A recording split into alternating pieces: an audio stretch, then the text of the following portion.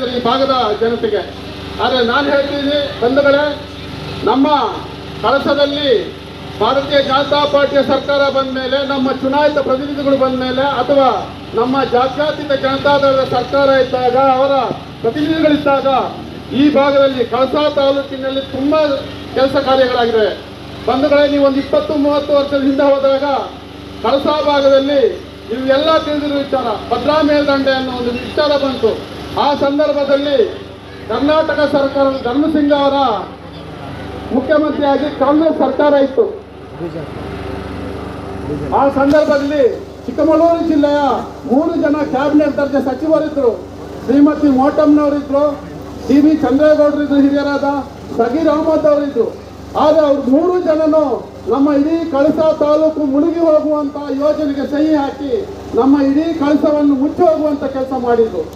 ಈಗ ಕಾಂಗ್ರೆಸ್ನವರು ನಾವು ಏನೋ ಭಾರಿ ಈ ಕಳಸ ತಾಲೂಕನ್ನು ಉದ್ಧಾರ ಮಾಡಿ ಅನ್ನೋ ರೀತಿಯಲ್ಲಿ ಮಾತಾಡ್ತಾರೆ. ಬಂಧುಗಳೇ, ಆ ಸಂದರ್ಭದಲ್ಲೂ ನಾವೆಲ್ಲರೂ ಭಾರತೀಯ ಜನತಾ ಪಾರ್ಟಿಯವರು, JDSನವರು, ಶೃಂಗೇರಿ ಭಾಗದಲ್ಲಿ ನಮ್ಮ ನಾಯಕರಾದಂಥ ಶಿವರಾಜ್ ಅವರು ಮತ್ತೆಲ್ಲರೂ ಸೇರಿ ಈ ಭಾಗದಲ್ಲಿ NDA ನಮ್ಮ ಜಾತ್ಯತೀತ ಜನತಾದಳದ ಮುಖಂಡರಾದ G.K. ಮಂಜಪ್ಪಯ್ಯನವರು ಹಾಗೂ ಎಲ್ಲರೂ ಸೇರಿ ನಾವು ಈ ಹೋರಾಟ ಮಾಡಿದ್ರೆ ಇವತ್ತು ಕಳಸ ಉಳಿದಿದೆ. ಬಂಧುಗಳು, ಇದನ್ನು ಯಾಕೆ ಹೇಳ್ತೀನಿ ಅಂದರೆ, ಮೊನ್ನೆಯಿಂದ ನಮ್ಮ ಎರಡೂ ಪಕ್ಷದ ಬಗ್ಗೆ ಕಾಂಗ್ರೆಸ್ನವರು ತುಂಬ ಅಪಪ್ರಚಾರ ಮಾಡ್ತಾರೆ. ಅದೇ ರೀತಿ ನಿಮಗೆಲ್ಲ ಗೊತ್ತು, ಕಳಸದಲ್ಲಿ ಇವತ್ತು ಸುಮಾರು 50-60 ವರ್ಷಗಳಲ್ಲಿ ಹೋರಾಟ ಇತ್ತು. ಕಳಸದಿಂದ ತಾಲೂಕು ಕೇಂದ್ರಕ್ಕೆ ಸುಮಾರು 70 ಕಿಲೋಮೀಟರ್ಗಳ ತಾಲೂಕಿಗೆ ಹೋಗ್ಬೇಕಾದ್ರೆ ಮೂಡಿಗೆರೆ ಹೋಗಬೇಕಿತ್ತು. 70 ಕಿಲೋಮೀಟರ್ ಇತ್ತು. 60-70 ವರ್ಷದಿಂದ ಈ ಭಾಗದ ಎಲ್ಲ ಪಕ್ಷಗಳು, ಎಲ್ಲ ಜನರು ಹೋರಾಟ ಮಾಡಿದ್ರು. ಆದರೆ ಕಾಂಗ್ರೆಸ್ ಸರ್ಕಾರದವರು ಯಾವುದೇ ಕಾರಣಕ್ಕೂ ತಾಲೂಕು ಕೇಂದ್ರ ಮಾಡಿರಲಿಲ್ಲ. ಆದರೆ ಇವತ್ತು ನಮ್ಮ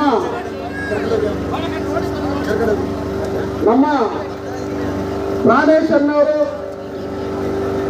ಕಳಸೇಶ್ವರನ ದಯದಿಂದ ವಿಧಾನ ಪರಿಷತ್ತಿನ ಉಪಸಭಾಪತಿಗಳಾದಂತಹ ಸಂದರ್ಭದಲ್ಲಿ ಕಳಸವನ್ನು ತುಂಬಾ ಅವರ ಅಧಿಕಾರವನ್ನು ಉಪಯೋಗಿಸಿಕೊಂಡು ಕಳಸವನ್ನು ತಾಲೂಕು ಕೇಂದ್ರ ಮಾಡಿದ್ರು. ಅದೇ ರೀತಿ HD ಕುಮಾರಸ್ವಾಮಿ ಅವರು ಮುಖ್ಯಮಂತ್ರಿ ಆಗಿದ್ದು, ಅವರು ಸಹ ಘೋಷಣೆ ಮಾಡಿ ನಮಗೆ ಸಂಪೂರ್ಣ ಸಹಕಾರ ಕೊಟ್ಟು ಇವತ್ತು ಕಳಸ ತಾಲೂಕು ಕೇಂದ್ರ ಆಗಿದೆ. ಕಾಂಗ್ರೆಸ್ ಅವರು ಕೇಳ್ತಿದ್ದಾರೆ, ನೀವು ಏನು JDSನವರು ಮತ್ತು ಭಾರತೀಯ ಜನತಾ ಪಾರ್ಟಿ ಅವರು ಕೆಲಸ ಮಾಡಿದ್ರಿ ಅಂತ ಹೇಳಿ.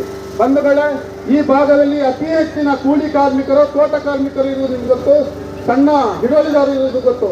ಆದರೆ ಕಳಸ ಈ ಭಾಗದಲ್ಲಿ ಆಳ್ವಿಕೆ ಮಾಡಿದಂಥ ಕಾಂಗ್ರೆಸ್ ಪಕ್ಷದವರು 60-70 ವರ್ಷ ಆದರೂ ಒಂದೇ ಒಂದು ಡಿಗ್ರಿ ಕಾಲೇಜ್ ಮಾಡಿರಲಿಲ್ಲ, ಒಂದೇ ಒಂದು PU ಕಾಲೇಜ್ ಇರಲಿಲ್ಲ. ಡಿಗ್ರಿ ಕಾಲೇಜನ್ನು ತಂದಿದ್ದು ನಾವು T.H. ಶಂಕರಮೂರ್ತಿಗಳು ಉನ್ನತ ಶಿಕ್ಷಣ ಸಚಿವರಾದಾಗ, HD ಕುಮಾರಸ್ವಾಮಿ ರಾಜ್ಯದ ಮುಖ್ಯಮಂತ್ರಿಗಳಾಗಿದ್ದಾಗ, ನಮ್ಮ ಜಂಟಿ ಸರ್ಕಾರ ಇದ್ದಾಗ ಕಳಸಕ್ಕೆ ಡಿಗ್ರಿ ಕಾಲೇಜ್ ಬಂದಿದ್ದರಿಂದ ಇವತ್ತು ಸಾವಿರಾರು ವಿದ್ಯಾರ್ಥಿಗಳು ಈ ಭಾಗದಲ್ಲಿ ವಿದ್ಯಾರ್ಜನೆ ಮಾಡಿ ತುಂಬಾ ಉಪಯೋಗ ಆಗಿದೆ. ಅದೇ ರೀತಿ ವಿಜ್ಞಾನ ವಿಭಾಗ, ನೀವೆಲ್ಲ ಯಾಕಂದ್ರೆ ನೆನಪು ಮಾಡ್ತಾ ಇದ್ದೀವಿ, ವಿಜ್ಞಾನ ವಿಭಾಗ ಕಳಸದಲ್ಲಿ ಬರೀ PUC ಇತ್ತು, ಆರ್ಟ್ಸ್ ಮತ್ತು ಕಾಮರ್ಸ್ ಇತ್ತು. ಆ ಸಂದರ್ಭದಲ್ಲೂ ಸಹ ಕುಮಾರಸ್ವಾಮಿ ಅವರು, HD ಕುಮಾರಸ್ವಾಮಿ ಅವರ ಸರ್ಕಾರ ಇತ್ತು. ಆ ಸಂದರ್ಭದಲ್ಲಿ ನಾವು ಹೋಗಿ BJP ಅವರೆಲ್ಲ ಹೋಗಿ JDSನವರು ಹೋಗಿ ವಿಜ್ಞಾನ ವಿಭಾಗ ಕಳಸಕ್ಕೆ ಬೇಕೆಂದಾಗ ವಿಜ್ಞಾನ ವಿಭಾಗ ಹಾಕಿದ್ದು. ಇದೇ ರೀತಿ ಹಲವಾರು ವಿಚಾರಗಳನ್ನು ಹೇಳ್ತಾ ಹೋದ್ರೆ ಕಳಸದ ಅಭಿವೃದ್ಧಿಗೆ ನಾವು ತುಂಬಾ JDS ಮತ್ತು BJP ಅವರು ಕೆಲಸ ಮಾಡಿದ್ವಿ. ಆದ್ರೆ ಈಗಾಗಲೇ ಹೇಳಿದಂತ ಇಲ್ಲಿ ಬಂದು ಮಾತಾಡಂತ ಎಲ್ಲ ಕಾಂಗ್ರೆಸ್ಸಿನ ಮುಖಂಡರು BJP ಏನೂ ಕೆಲಸ ಮಾಡಲಿ ಅನ್ನೋ ರೀತಿಯಲ್ಲಿ ಹೇಳಿದರು. ಅದೇ ರೀತಿ ಬಂಧುಗಳೇ, ಇವತ್ತು ನಮ್ಮ ಪಕ್ಷದಿಂದ ಗೆದ್ದಂತ ಒಬ್ಬ ಶಾಸಕ, 3 ಸಲ ಈ ಭಾಗದಿಂದ ನಾವು ಗೆಲ್ಸಿ ಕಳಿಸಿದಂತ ಒಬ್ಬ ಶಾಸಕ ಅತ್ಯಂತ ಕೆಟ್ಟದಾಗಿ ಮೊನ್ನೆ ಹೇಳ್ತಿರು, ಕಳಸದ ಇತಿಹಾಸದಲ್ಲಿ ಇಷ್ಟು ಜನ ಸೇರಲಿಲ್ಲ ಅಂತ ಹೇಳಿ. ಇವತ್ತು ಭಾರತೀಯ ಜನತಾ ಪಾರ್ಟಿ ಇಷ್ಟು ಜನ ನೋಡಿ ಅವ್ರು ತಲೆತಗ್ಗಿಸ್ಬೇಕು. ಮೊನ್ನೆ ಬಾರಿ ಸಮಸ್ಯೆ ಇದ್ದು ದುಡ್ಡುಗಳು ಜನ ತರಿಸಿ ಈ ಮಾತು ಹೇಳ್ತಿದ್ರು. ನಮ್ಮಲ್ಲಿ 3 ಬಾರಿ ಗೆದ್ದು ಆ ಮನುಷ್ಯ ಇಂಥ ಮಾತು ಹೇಳಬಾರ್ದಿತ್ತು. ಇದೇ ರೀತಿ ಹಲವಾರು ವಿಚಾರಗಳ ಬಗ್ಗೆ ನಾವು ಈ ಭಾಗದಲ್ಲಿ ಅಭಿವೃದ್ಧಿ ಮಾಡಿದ್ವಿ ಅಂತ ನಾನು ಈ ಸಂದರ್ಭದಲ್ಲಿ ಹೇಳ್ತಾ, ಬಂಧುಗಳೇ, ತುಂಬ ಸಮಯ ಮಾತಾಡಿ ತುಂಬ ವಿಷಯಗಳಿದ್ದಾರೆ.